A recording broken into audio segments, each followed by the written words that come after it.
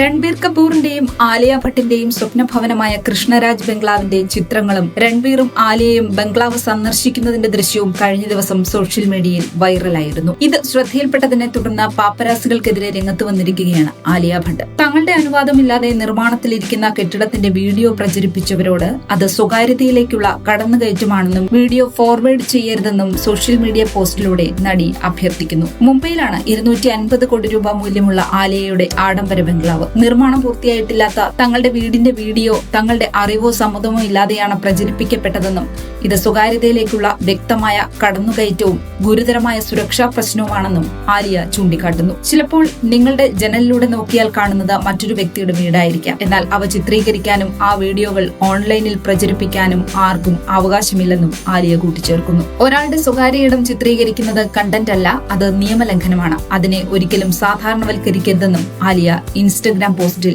പങ്കുവച്ചു.